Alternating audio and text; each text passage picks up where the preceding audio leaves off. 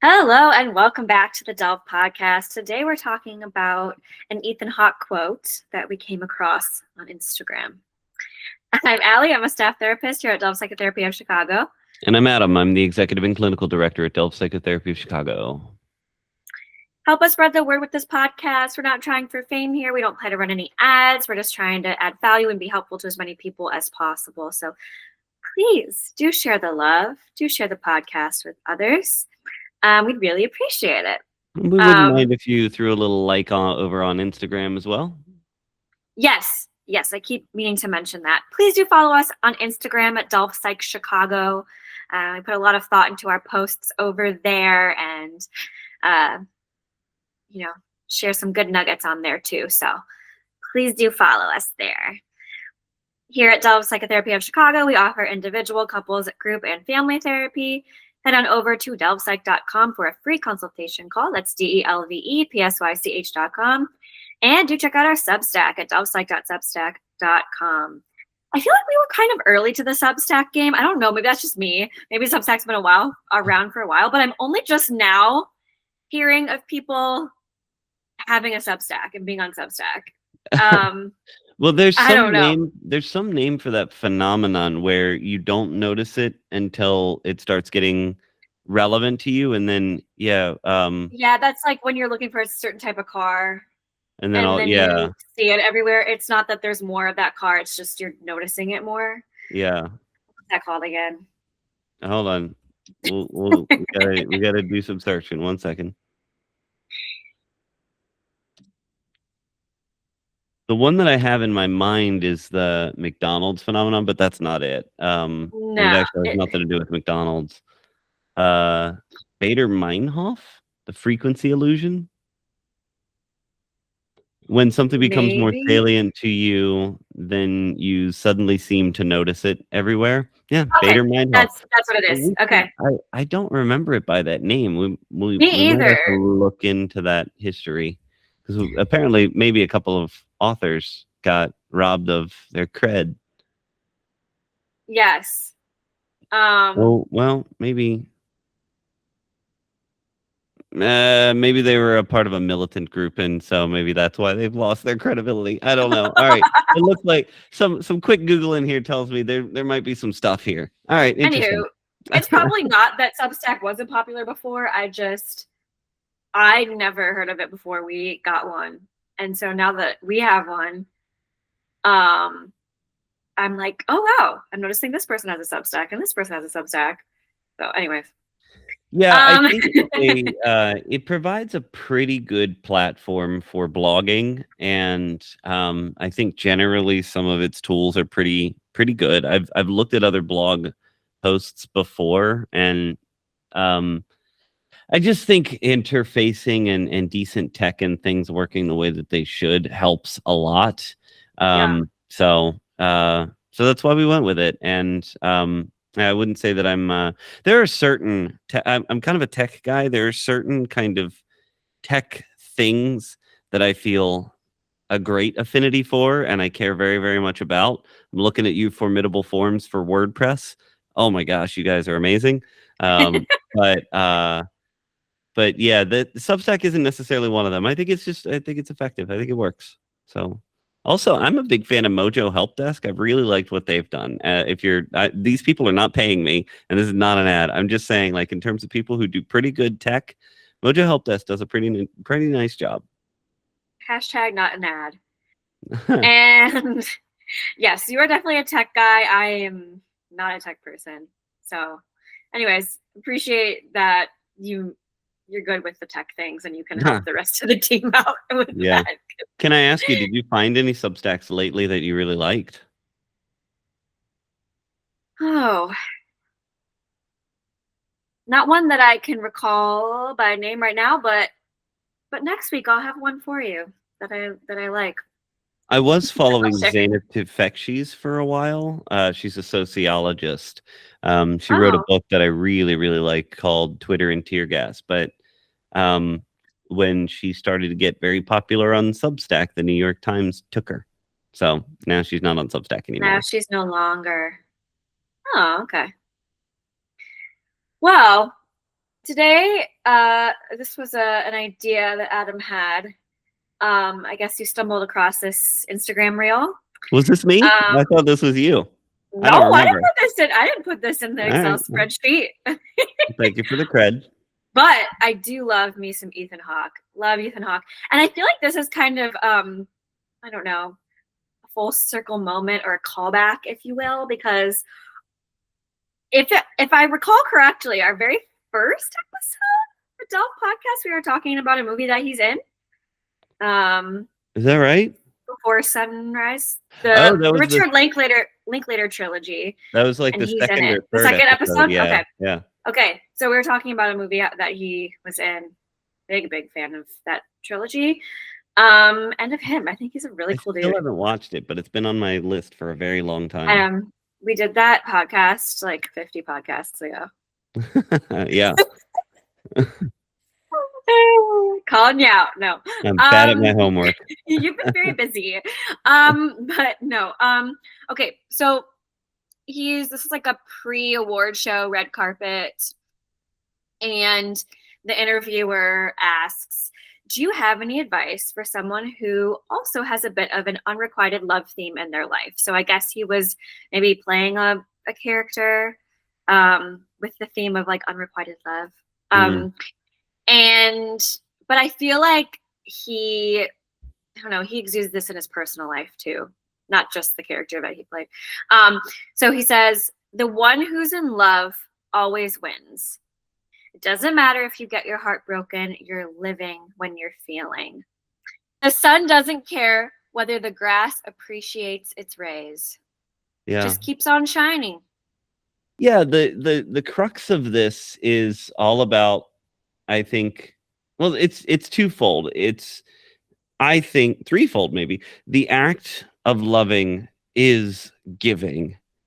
And I think that's how we need to view loving. I think if we view loving as, because there's even this idea in like unrequitedness, as in it's not got that mutuality. I think you have to decide what to do with the non-return of the love. You can hang in there, you can walk away, you can wait a little while, you can ask, but like by and large, I think about love as a thing you do. It is an action, it is a verb. And I think that this is a good mentality for that. And I do think that if you can engage love in that way, then you stop kind of demanding of it and start participating in it. And I've lost track of my little like listicle of numbers here, but that's one of the thoughts I had. Yeah, I think people are so afraid to give love if there's not that guarantee of the love in return from the other person that they're giving the love to. And so I like that Ethan Hawke just has this air about him that's like, yeah, my mission in life is just to give love. I'm not worried about whether it's returned. I feel good to just spread as much love as I can. I don't know. Maybe I'm making this bigger than he intended it to be. I think you're there. Yeah, I think that's kind of on it. And, my dear listener, please don't chase. If you're chasing, or if you're going to chase, you should chase the one who's chasing you back. So how can both of these thoughts exist at the same time? How do you avoid getting into a pattern of chasing after somebody who's not going to give back to you? One, I think you're free to do so. I think you're allowed to take that on for yourself. But I would deeply question your why. Why are you doing that? And how many of the whys that you're doing that are lies to yourself about the circumstances of the situation? But also, how many of your whys are about a hope for the other person changing their attitude toward you? Which, again, every time I've talked about relationships, it's not about what they do. It's about what you do, given what they've done and are saying they will do. So you have to take the kind of onus on yourself. You have to take the kind of burden on yourself to decide for yourself what your intentions are. Yeah, bringing it back to your own agency in the situation. which I think so often, yeah. Um, I've seen it's so sad when it's like, the other person is just doesn't like you back, just is not into it, but the other person is just groveling and just like, please, like begging on their knees. And it's like, at what point do you stop, begging for that return on your feelings and walk away? Um, Well, to me, I'm always kind of fascinated by the fact that that phenomenon occurs. And I see this all over the Reddit posts that I still follow. We haven't done a Reddit post in a while, but there's so off. I bet you if I looked right now, I'm luckily, I don't know. I don't have one at the moment, but almost always I see this pattern of how do I approach this person in the right way? Or how do I get this person to view me in this way? Or how do I get them to think this or that? You're picking the person before you're paying attention to the dynamics. And that's exactly ass backward, right? I think that if we engage these things in a more healthy manner, there's really almost never a question, It just like, what am I willing to do? What am I not willing to do? What am I agreeing to? What am I not agreeing to?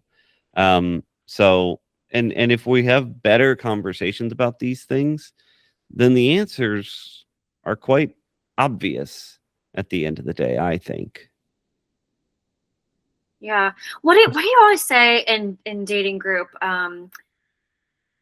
Like them being interested in you back is mm, you have like a you have a saying that Yeah, you I haven't used it in a while, but I mean, that is the deal breaker, right? Like the deal it's a deal breaker is, breaker. yeah, are you interested or not? Yeah, Yeah, if they I don't did have like a you question. back, then that's a deal breaker, right? Yeah, Like that's a that's you the had some only other thing that matters. Yeah. yeah. I mean, like otherwise, it's not a relationship. If they're not liking you back, okay, then there's nothing. We don't have the thing here. So Um, this might be like mini improv but like let's imagine the relationship where one person is like pleading for the relationship and the other one doesn't want it any longer. And they say, what, why? What's a reason that they might say is the why? why don't the other person want them anymore? Yeah. I don't know. I feel like I fell out of love. So that's interesting. What does that even mean to fall I out of don't know. love? I don't You're right know. that people say it. People say it all the time, or they say, which we just had a podcast episode not long ago. Like, I'm not like attracted to you anymore.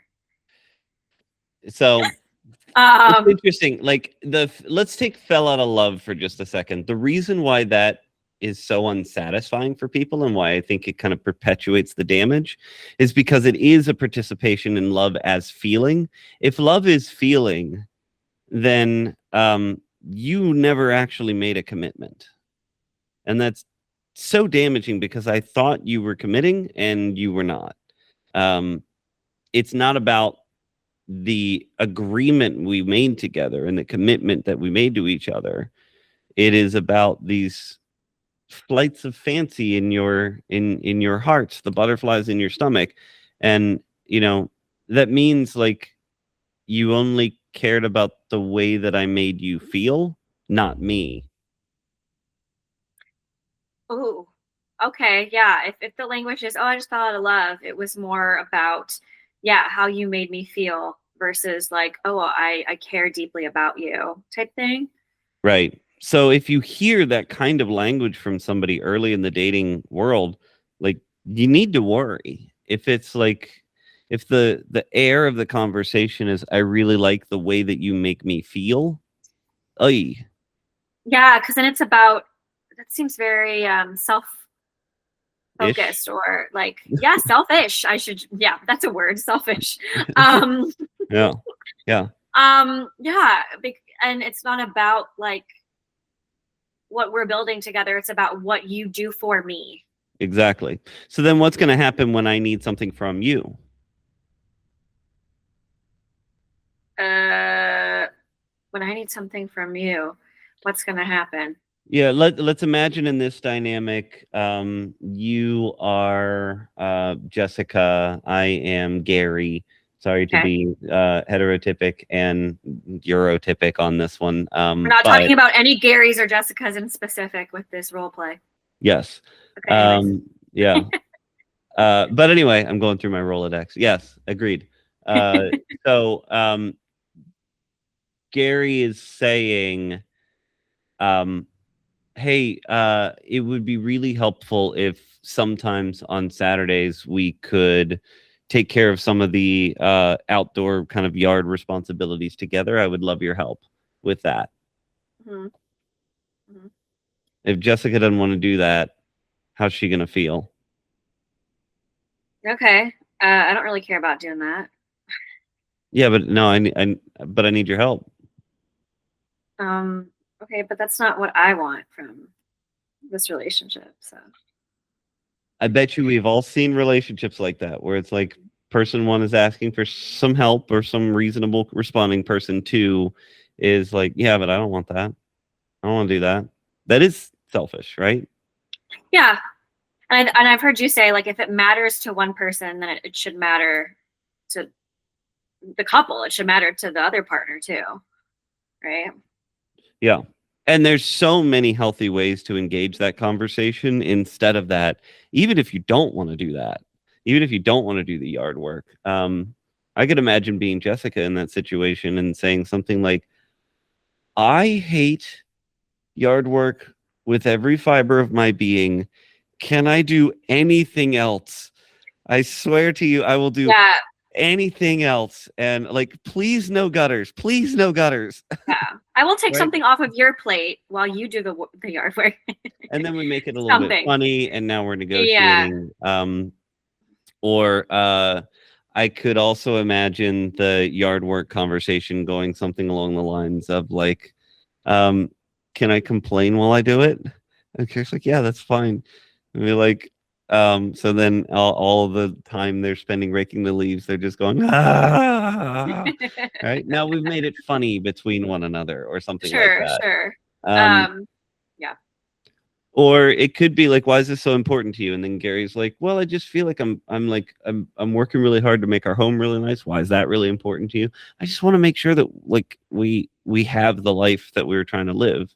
And well, what is the life that we were trying to live? Like, how are you feeling? Well, I'm noticing that we said we were going to have kids a couple of years in and we haven't. And then, oh, so this isn't about the sticks in the yard.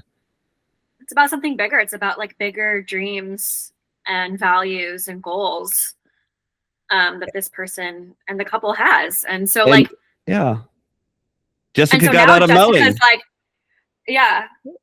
Or even just like I could see Jessica being like, oh, before it was just about like the leaves and the sticks, but now I can see how much this matters to you and like it's about this bigger picture. And then maybe she is more motivated to be like, you know what? I love that you care so much about this like bigger goal we have for our relationship. And so you know what? Let's do it. There's so many ways that could You get know? solved in a healthy manner. But if I come to you with, hey, I'm asking for something from you, I need something from you, and your response is, I don't want to do that. That's not important to me. What? We're not working together. No, we're not. We're just, we're both in our like perspective corners and not budging. It's like, well, this is what I want in this relationship. This is what's important to me. And the other person's like, on the other side of the room, like, okay, well, tough luck. I don't want that. This is what I want. The person's like, okay, well, tough that. Look, I don't want that. Like, And how many relationships have we seen like oh, that? yeah. So many. Yeah. But So yeah, I'm sorry. no, finish your thought. I was just gonna bring us back to I was thinking about Ethan Hawke as well. okay, Yeah. good. Yeah. And this unrequitedness. But I also wanted to say that I think that if you are the kind of person who is willing to love in that risky manner, that kind of loving in the right relationship is going to work beautifully. Oh my And God, yeah. I see over and over and over again, a person will give their love very freely and very openly and try very hard to work very hard with the other person, but the other person isn't working with them. So they'll come out of that relationship and they'll say, well, that was a fool's errand. I shouldn't have done that. And so then they'll start to guard themselves. And in Yes. future relationships, then they won't be open. And now all of those people run into each other in their mid-30s in the dating pool. And everybody's like, why is everybody so closed off? And how do we foster a relationship when both people are closed off and guarded? It's like, are you going to hurt me? I'm not going to open up to you. Are you going to hurt? And the other person's thinking the same thing. Yes. And then how are we going to foster a meaningful, deep connection if we're not opening up to each other? And yeah, so I was looking back at the quote, and it's when he says, if you get your heart broken, you're living. And I could see so many people being like, what? I don't want to get my heart broken. Like, and I think so many people approach dating with the mindset of like, okay, like, I don't want to get my heart broken here. And it's like, that's kind of the shtick. That's kind of like part of it. Like, yeah, getting out of the dating pool without your heart, like taking it little, like at least some beatings is like not possible, I feel like, unless you're very, very lucky. And you're the exception to the rule. Absolutely. If you're going to date, you're going to get hurt. If you're going to date, you're probably going to hurt other people. Yeah, which is scary. And so I get it. But like, I just think of two, which I miss dating group, but anyways, I remember Dating group misses you too. Thank you. But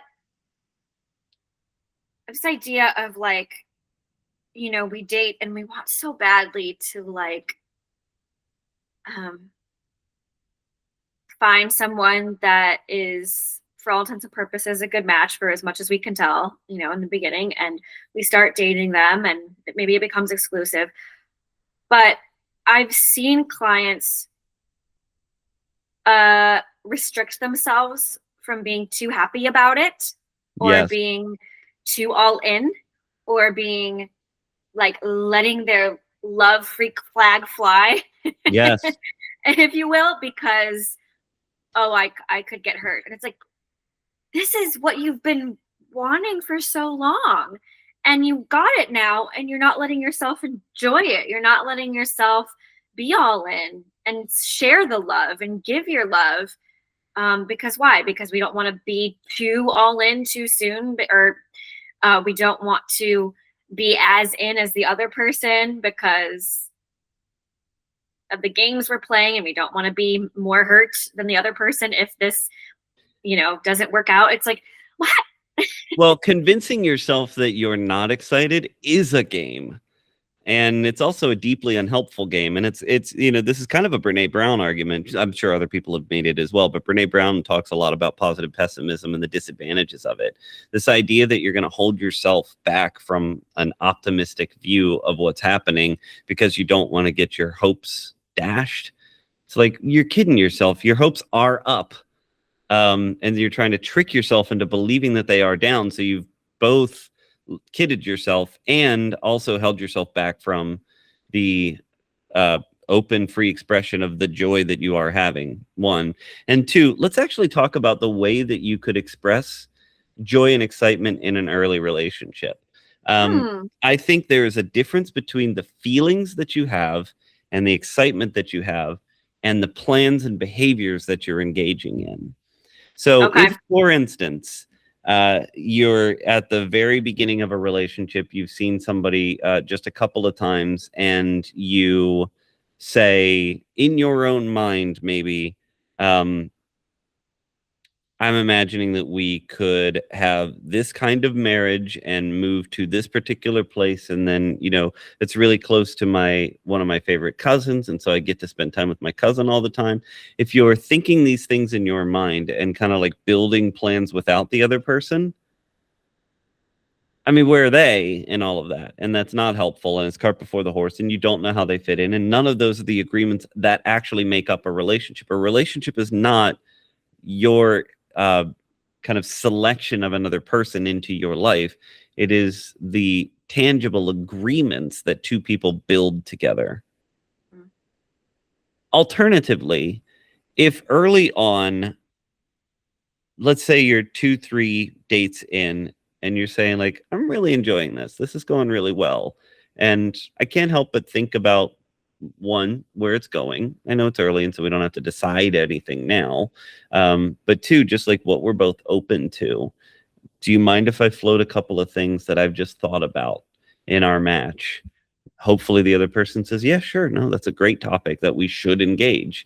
And you say, I have had thoughts in the past about maybe living somewhere else. Is that something that you might hypothetically be open to? And they say, no, Chicago or bust. I will never move to Chicago. A thing I've said before, by the way, and I have moved since. That's crazy to hear. Okay. Yeah. I didn't know that. Yeah. But if you're having that conversation and you say, I've thought about living elsewhere, and the other person says, okay, yeah, I'm hypothetically open to it. Anywhere, or like, do you have specific places in mind? And they say, well, I've always thought about maybe this, maybe that, maybe going back closer to home, or perhaps maybe like moving out to Denver, Colorado, something of that nature, to be more in the mountains or something like that. We're negotiating. That is building a relationship. Are we deciding right now? No. Are we kind of like laying down markers and saying like, no, this is generally kind of the stuff that I'm thinking about? Great. Absolutely. And I've made clear, like, I'm kind of excited about you and I'm envisioning a future about you. That's not unhealthy. I mean, to be honest with you, when you engage with a profile that you end up like swiping right on, if you're interested in long-term dating and you begin a conversation with these people, you are imagining a future with them. You're sitting there thinking like, well, what would it be like with this person? What would it be like with that person? Then you have to take those flights of fancy, those kind of like magical thoughts in your mind, and make them tangible in the relationship. And you could start to ask people like, I saw that you say that you like to travel. How much do you like to travel? If we were to hypothetically be a partnership, how much do you imagine us traveling together versus you solo traveling? The person might come back and say, I kind of love solo traveling, so I'm sort of looking for somebody who's good with me going off on my own. Okay, yeah. I needed to negotiate that with you. I needed to know that. Yeah, and I like that. And I think that's different than like on the first date, a guy being like, we could go to Hawaii together. Exactly. Which which happened to me. Oh yeah? Yeah. Yeah. I was like, yeah, maybe. Maybe. I don't know. Or we could never talk to each other again. I don't know. Yeah. But yes, I like the more conversational aspect of like, this is something I'm thinking about. What would that look like with you potentially? Not, oh man, let's lock in this wedding that I have in 6 months together on the first date. That did not happen to me. I'm just thinking of other examples, but things like that happen though, right? Like people get cart before the horse. But also, I think I've mentioned a couple of times, for some reason the Instagram algo has started feeding me all of the people who say like, we met on the first date, we married a month later, and we've been together for 20 years. That happens too. It happens. I'm just speaking to the more general typical experience, I suppose. Well, I don't know for sure that we know what is more typical. And let's not forget that most marriages in history weren't marriages of love. This idea of marrying for love is a fairly new phenomenon, and it's not the kind of marriage that happens in all places. I would also hazard that if you ask a lot of people who've been married for a long time, not that marriage is the be-all, end-all, but I'd imagine if you asked a lot of people who've been married for a long time, there are long stretches of not loving them, probably, or whatever that is. Like, and if you take love as a verb, there are periods of time when you're not on your best behavior and you aren't giving as much as you probably could or should. It's an endurance sport in many ways to engage in long-term committed partnership. It kind of needs some staying power, some willingness to kind of like smooth over the bumps, right? And I'm thinking about one relationship in particular, a friend of mine who has outright told me, like, there are days, maybe even weeks, when like it's not that I kind of hate this guy. I kind of hate him. But I don't stay there, right? Like it's like a girl, why won't you the socks? And then you stop and you're like, hang on a minute. Is that actually where my priorities really lie? Because Right. again, these are the projections from within to the other. When you're like engaging in these fanciful views about what this could be when I haven't involved the other person, or why they are, robbing me of my opportunity or clean home or whatever else, we're interacting with ourselves, with our own expectations, with our own demandingness, with our own, like, you signed the lease with the dude, so you knew that it was like this. And if you didn't, you have an opportunity to make a different choice. Are you doing it? No. Why? Because you're choosing. And so, like, you allow yourself to have the volatility of self-experience that involves times when sometimes I'm all in and I'm really excited. And sometimes I'm like, I don't know about you. But then allow yourself the stability of good behavior to care and to love. You can love someone while leaving too. And that's taking their needs into account, communicating honestly and fairly, Yeah. and being deferential to the needs that they might have in the situation, whichever ones you can help with, which will not be all of them ever, for the people that you keep or for the people that you leave. Yeah. Yeah, I think I like this idea of love as a verb, versus just like a feeling. It's like an active choice, an active thing that you do. Um, because if we just rested on our laurels of like, I'm not feeling the spark or the butterfly, so I guess I'm leaving. Which we had a whole podcast on butterfly or spark, whatever. Yeah.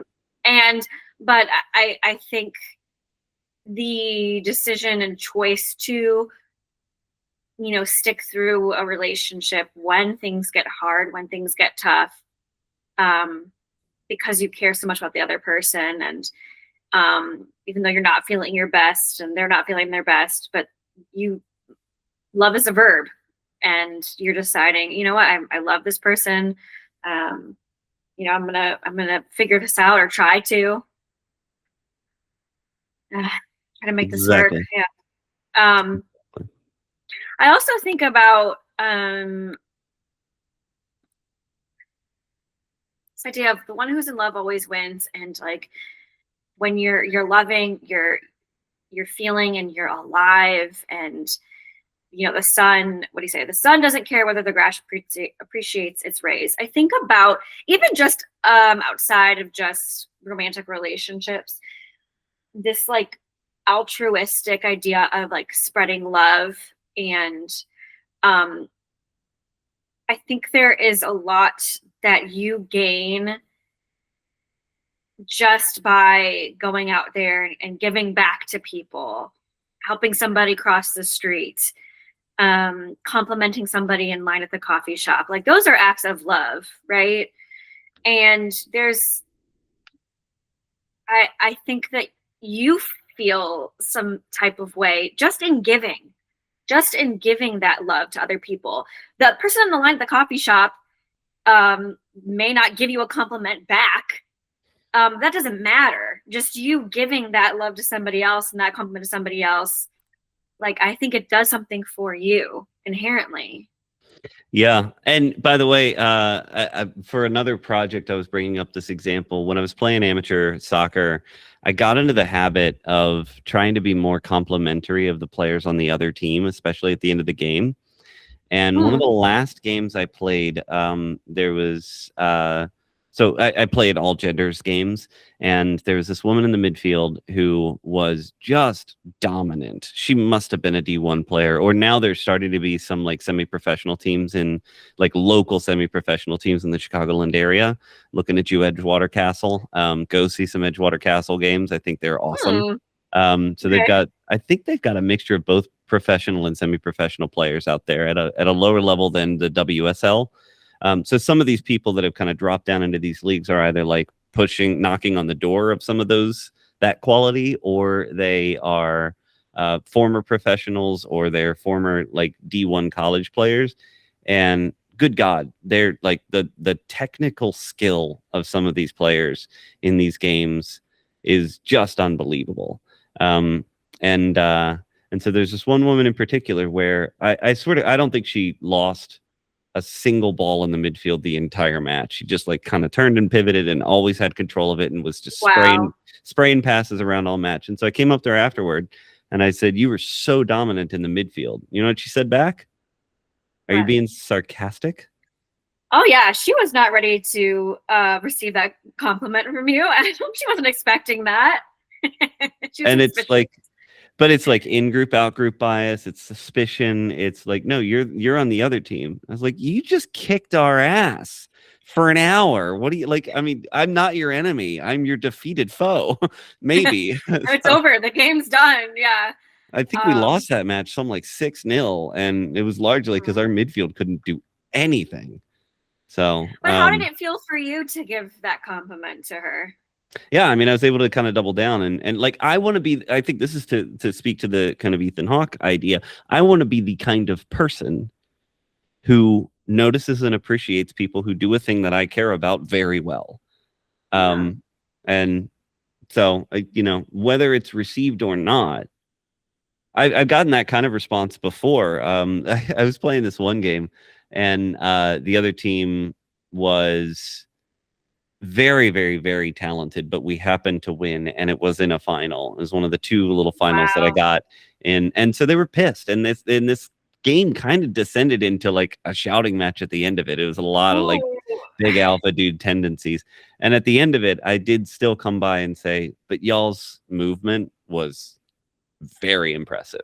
It's like some of the chances they were creating, you're just sort of like, our entire defense just collapsed because y'all were like swirly twirly around our box over and over and over again. And the look on that guy's face when I told him after we had just shouted, well, I wasn't shouting on that one. I've shouted on other occasions, but not on that one. Uh, the look on his face after our team was angry at their team, and so they decided to demonize us. And I say, but y'all's movement was fantastic. It's just like such like crinkled up nose and suspicion and like hatred. It's like we are all people in our 30s who are playing football on the same pitch at the same time every single week. Like, we're the same dude. And how are Yeah.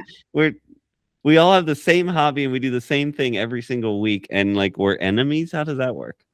Yeah. You're on the other team. But I would rather us be the kind of people who are willing to Right. participate in community in that way, um, than be the kind of person who is sort of like selfishly taking or glory seeking or something of that nature. Right. For sure. Oh, did I tell you that I played soccer from kindergarten to 8th grade? No, I don't think you did. Just Or if you Park did, it was like, District. yeah, And I was very, very bad. And I want you to guess how many goals I made in that entire span from kindergarten to 8th grade. 50. I'm gonna guess donuts. One measly goal. Very nice. Okay. Do you remember it? I do. And my coach was so proud of me. And I'm proud of you. thank you. Yeah. I was afraid of the ball for most of that stretch of time. So Well, how'd you score your goal then? I got lucky. No, okay, so long story short, I was in a Park District team, and I was on a team with a bunch of girls who also played like travel soccer. And they were very good, and Park District soccer was just like fun for them. It was like an extra thing that they also did. So our team like always won. Like our team was so good.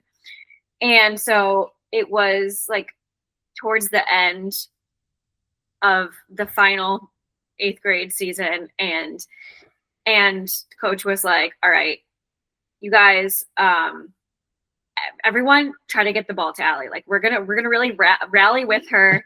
Like we're gonna get her goal. Like An it has alley to rally. happen. An Allie rally. And so like you guys, I know you guys can score, but like let's try. And so they were so sweet. Like everyone just kept like keeping it away from everyone else, kicking it to me, kicking it, come on, you know. And so And you got it. Yeah, I got it. Yeah. But isn't it it like that generosity from them too? It's nice to Oh, receive and to be like the recipient of that, but it's also nice to give. Like we participated in this person's experience, and they're talking about it decade or so later. I don't want to indicate age, but decades later. and Sometime later. Yeah. My coach has since passed pretty young, and Oh, wow. I will never forget him because of like the love he showed me. And even though I was like one of the worst players on that team, he was just always like, he's had such a soft spot for me, and he always just like was so happy to see me and you know, stuck up for me. And anyways, yeah, Sweet. I still have such a heart for him. And yeah. So I guess to round out this conversation, I don't know, my last thoughts are like, you don't lose anything by giving your love. If anything, you gain by being by showing, I don't know, by being open and appreciating someone else, by not like being guarded, by letting your light shine, so to speak, because you held nothing back. You knew on your end that you gave everything that you could, right? And again, we're not saying, like we said in the beginning, like don't stay in something if like, or beg somebody or chase somebody, but like, you know, I think there's something to giving everything you have unapologetically. And you know, I always think of like, just in general, like when you're feeling low, if you can go out in the world, and if you feel low on love, give someone else some kind of love, a compliment, a lending hand, and see what that does for you. Because I bet you it'll help lift your own spirits. I don't know. That's what I think. Generosity is one of the greatest treatments, if you will, one of the greatest salves that we've ever come up with for mental health. The more that you are giving to others, the better you feel. It just, you know, if you could assign generous giving to people as a treatment, it works better than many, many, many things. Yeah. Focusing on someone else rather than your own self and your own sorrow and your own pain. Do something nice for someone else. That in and of itself is an act of love. Which I think is why there is such a tendency in many religions in particular toward the community and toward the greater whole and toward giving as a central theme, and, you know, even sacrifice to others as a central theme. As I think on some level, early cultures very much realized that there's something about our neurobiology, not that I don't tend to get neurobiological, but like there's something about us that seems to do better when we are mutually co-participating. And I know that I am doing my part to mutually co-participate if we are, if I'm giving, if I'm doing my bit. Yeah, absolutely. And I think we've brought up the example before. Do you enjoy giving gifts or receiving gifts more? Oh, always giving. And I think I've talked to so many people, and a lot of the answer is giving gifts, not receiving, giving. They love making that other person's day, Yeah. seeing the joy that it brings them. Yeah. So that gives me hope, because I think that's so many people's answer, right? Exactly. All right, let's move on to the quote. You still don't have a whiteboard behind you, but Yeah, it's probably never, gonna be about a month. but never fear. Excel spreadsheets are here, and Ellie is here. I have, I have it in front of me. Um, God. Okay. Where are we? Anyways. Where are we? Okay. Wait, no, we're here. Okay. Anything worth fighting over will still be there in 3 days. Ooh. I'm assuming this had to do with a couple client. It can, but I think it can be anything, right? Like, I think that very often we feel this kind of rush to figure things out because of our deep unsettledness with uncertainty and indecision. And I do think that with respect to couples, this comes very much in handy. I just wrote a Substack not long ago about something like drop it, but don't like drop it forever. So you could leave an argument for now and bring it back up 3 days later, and that's fine. I think it's an underutilized skill. So let's imagine that your partner's engaged in not the best behavior in a given moment. A way, not the way, but a way that you can engage with that is be a little self-sacrificial in the moment. Note for yourself that you don't like the way that they're engaging. Take care of them in the moment because it seems like they're not engaged in the best behavior, and you're intending to try to help them out a little bit, and that will smooth over the situation as it is, make the current situation a little bit better. But here's the kicker. Here's the way that you avoid self-abandonment. It's 3 days later, you bring it back up. Hey, do you remember that conversation we had the other day? I didn't love fill in the blank thing, and I'm wondering if we can do that differently in the future. Right. In new relationships, I often ask people to kind of like go slow. Don't bring up every single conversation every single time, but pay attention and start bringing up big conversations early. Don't wait. So, because again, it's a negotiation. The stuff that you don't talk about will get decided for you. Yeah. Yeah. So we're not saying to like ignore. I hear people say like pick your battles type thing.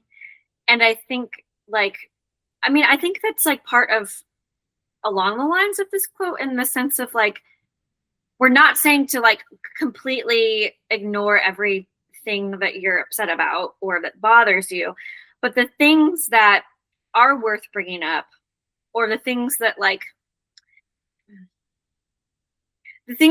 tend to keep showing up for you, like, yeah, those are the things that you would want to bring up with the person, right? Like, Yeah.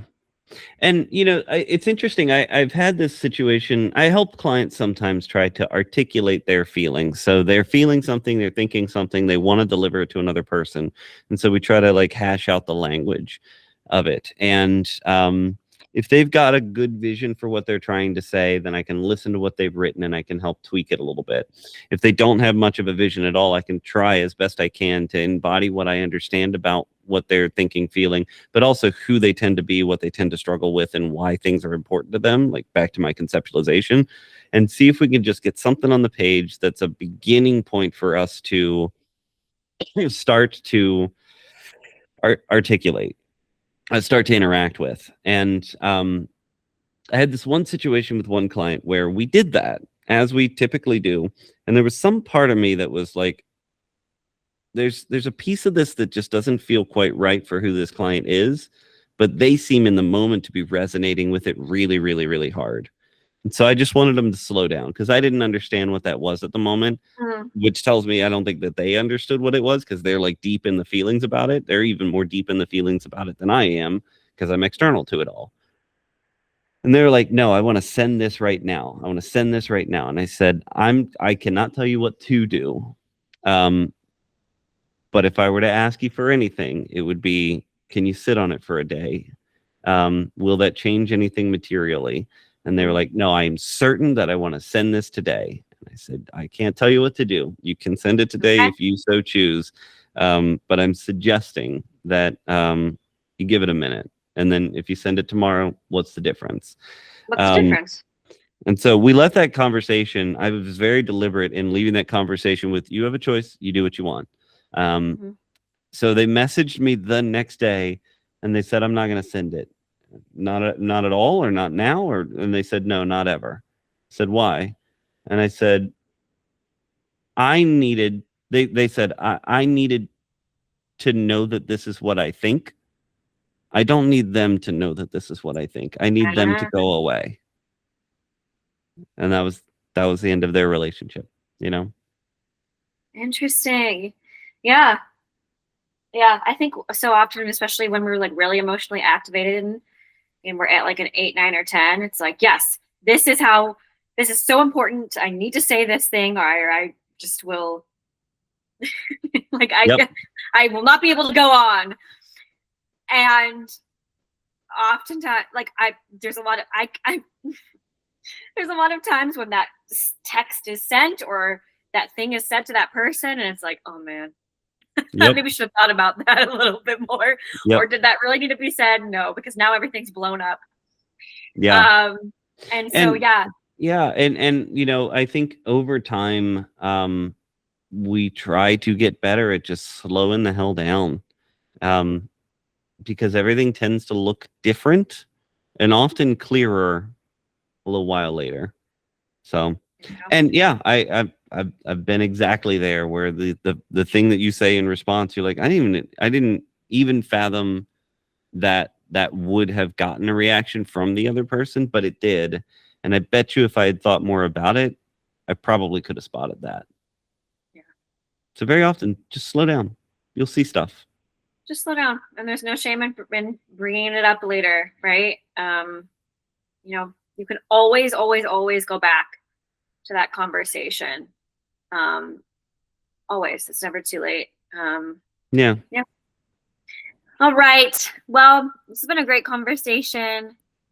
Let's see. This made Ethan Hawke I like Ethan Hawke more now. I didn't know much about his stuff, but this is such a lovely quote. He's a lovely guy. Oh. He's just lovely. I don't know him personally. I talk as if I know him personally. No. I'm just a fan of his. Yeah. Well, as always, if you're interested in our services, head on over to delvepsych.com. That's DELVEPSYCH.com. And do check out Substack at delvepsych.substack.com. Spread some love. Spread some love today. Yeah. We'll take a little bit of your love. Give us your love. All right. All right. Until next time, Allie. everyone. Bye.